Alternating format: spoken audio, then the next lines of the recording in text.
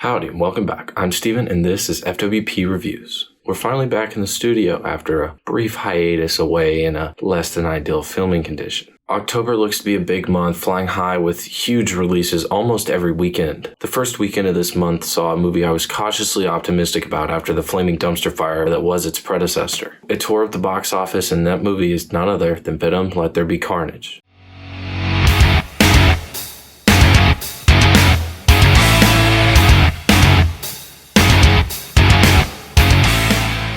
Venom 2 picks up shortly after the events of the first film. Infamous serial killer Cletus Cassidy wants to speak to one man and one man only. That man is none other than our lead character, Eddie Brock. When Eddie and Venom start to unwrap the mystery at hand, they start to realize that they're not as symbiotic as they might have thought. When Eddie and Venom part ways, things begin to look really dangerous as Cletus Cassidy comes into possession of one very dangerous symbiote known as Carnage. With that synopsis in mind, here are my thoughts on Venom, Let There Be Carnage.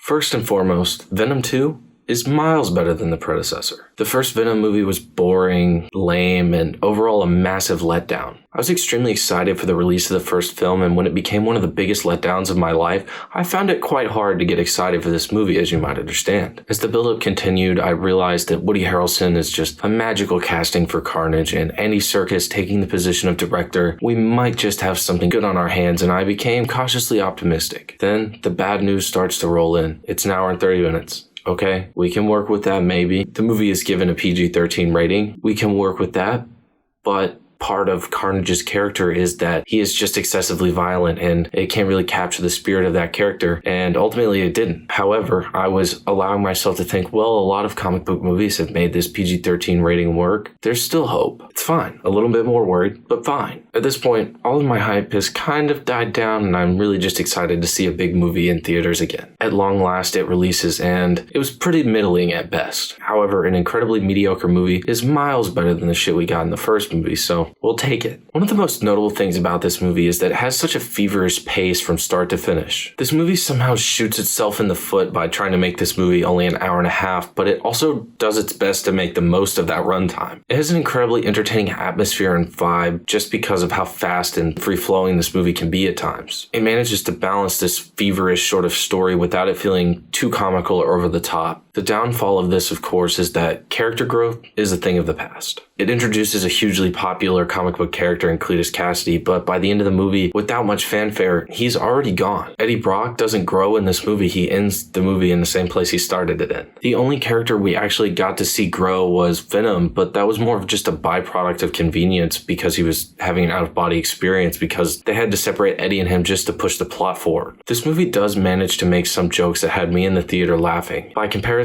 the predecessor maybe had 2 jokes that made me laugh. Having a pretty consistently funny movie surprisingly helped this movie more than I thought it could. Despite this solid humor, there was still an incessant use of slapstick and body humor that just did not hit. I get that it may be a part of Venom's character and it's supposed to be a part of the charm, but for me it doesn't really hit. And when you have long-winded, extended segments of just this horribly stupid slapstick of him throwing food at the wall, it's childish and it doesn't make me laugh. Tom Hardy does an okay job like he did in the last movie. It honestly surprised me how unrevolutionary his performance is in this movie and its predecessor. Woody Harrelson, as you might expect, is the real standout in this movie. You can tell he has a ton of fun performing this character despite them not really giving him a lot to work with in terms of backstory or writing. He uses a lot of the well-known traits of Cletus Cassidy as well as bringing in his own flair to the character, and it's really enjoyable to watch. He is one of the best and most memorable parts of this movie by a long shot. To my surprise, there was a lot of action that felt somewhat stable in this movie. It definitely could have been better, that's Sony for you, but it was great to see at least 2 blobs fighting each other, not just one blob that was supposedly fighting itself. Another positive is this movie kind of felt like one person was in charge of the movie and there was a consistent editing style, again, digging at the first one, which was just weird. This movie does a lot right, as I've outlined, but it still doesn't make that step to a decent movie. It's still meh. The slapstick is nearly endless and just as tasteless as it was before. The character growth is nearly all gone, and there's so much more that it's really hard to touch on that just didn't work. I would have hoped for something a lot better to start this month that I'm extremely excited for what we have coming, but I don't ever get what I want, do I?